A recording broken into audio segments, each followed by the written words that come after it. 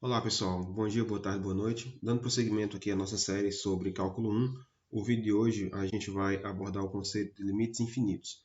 É um conceito muito simples, envolve pouquíssimo cálculo. Na verdade, a gente vai analisar o comportamento das funções à medida que a gente for atribuindo valores para x, né? Então, para a gente poder entender bem esse conceito, antes da definição formal, eu vou colocar aqui a seguinte situação. Então, considere a seguinte função aqui. A gente tem essa função, no caso, 3 dividido por x menos 2 ao quadrado. O que é que eu vou fazer? Eu vou atribuir valores para x, tá? Pegando um valor específico.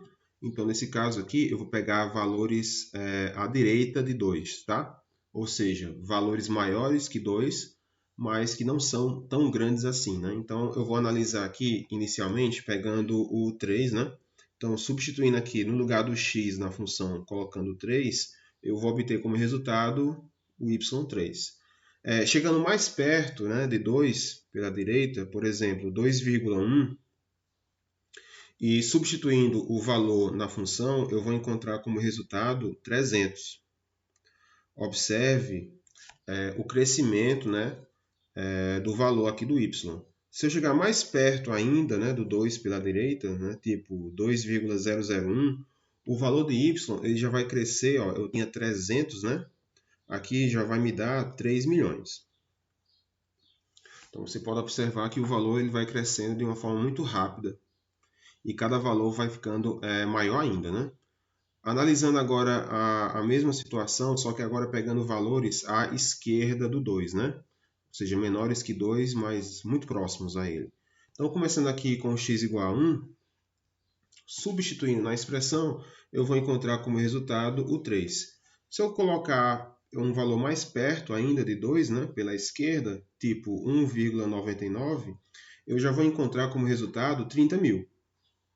Se eu ficar mais perto ainda de 2, né, tipo 1,999, eu também vou obter, por esse lado, 3 milhões.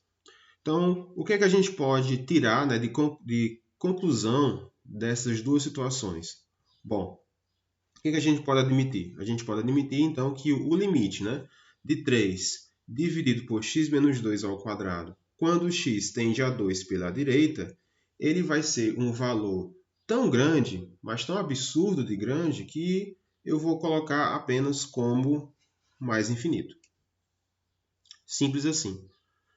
Se eu for fazer a mesma questão agora olhando por 2 à esquerda, como a gente mostrou, né, no slide anterior, eu também vou encontrar valores muito grandes, né, e valores positivos. Então, nesse caso, eu posso admitir, né, que o limite, né, quando x tende a 2 pela esquerda, eu vou ter como sendo o resultado final mais infinito. Pronto, pessoal. Esse é o conceito de limites, né, infinitos. Vamos partir agora para o gráfico. Quando eu coloco o gráfico, né, pessoal, fica muito mais nítido o que eu estou querendo explicar no texto. Isso é muito importante, né? Na parte de exatas, a gente poder colocar o que está no texto em gráficos. Então, no gráfico, ele está querendo me dizer o que aqui? À medida que eu vou me aproximando, né, de 2, ou pela esquerda, né, ou pela direita, eu vou chegando perto de 2, os valores de y, né, tanto na esquerda e à direita, eles vão crescendo de uma forma absurda. Nesse caso, a gente admite que o limite, né, ele vai para mais infinito.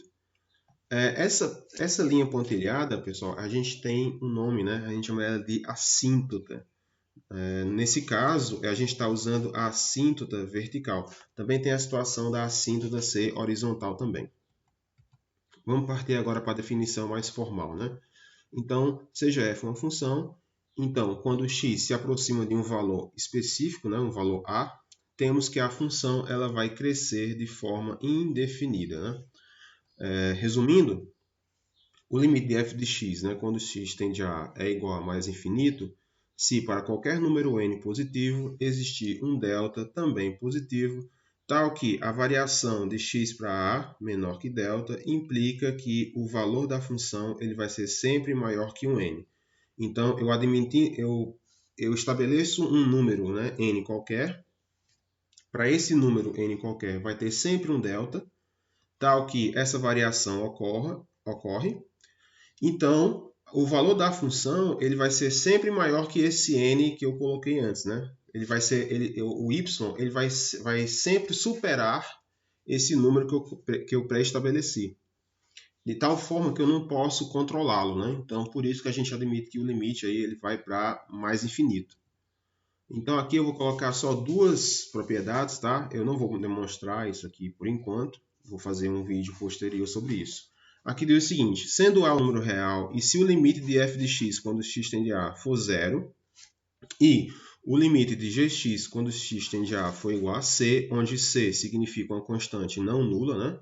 Temos as seguintes propriedades. Primeira, se o c for maior que zero e a função tender a zero para valores positivos, então quando eu for dividir e calcular o limite, ele vai tender para mais infinito. Segunda regra, se a função tender a zero para valores negativos da função, então o limite, né, da divisão de f por g ele vai ser menos infinito. Vamos traduzir, né, esse conceito com dois exemplos aqui. Então, vamos lá. Só nesse caso eu vou pegar aqui o limite, né? Eu tenho aqui o limite de x ao quadrado mais x mais 2 dividido por x ao quadrado menos 2x menos 3. Ele quer calcular esse limite quando x tende a 3 pela direita. Bom, pessoal, aqui é o seguinte. Para poder resolver, eu vou analisar, né, o numerador e o denominador.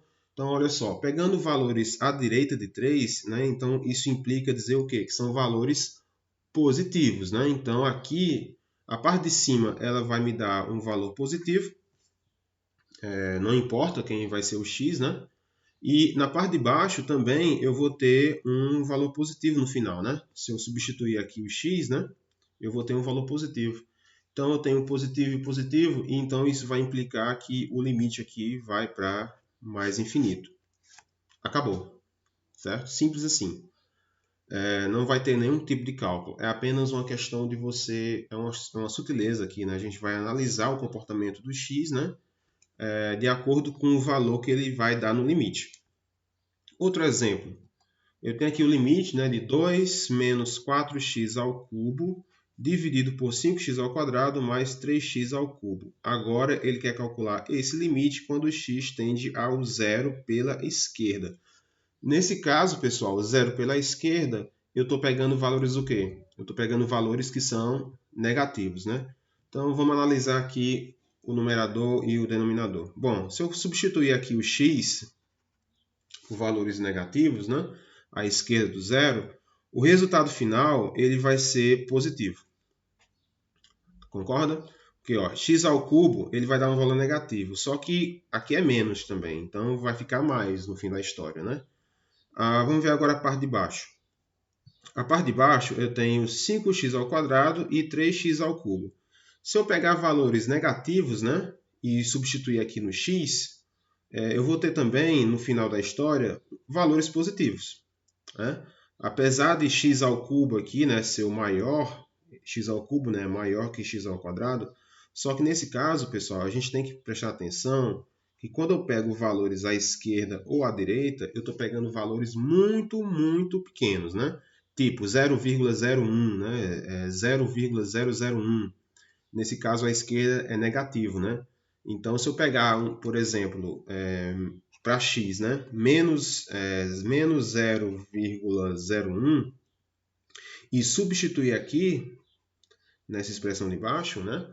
No lugar do x, né, eu botar menos 0,01 e fazer as contas, eu vou encontrar no final um valor positivo. Tá? E eu posso fazer isso independente do x, né? Sendo a esquerda do zero, vai dar positivo.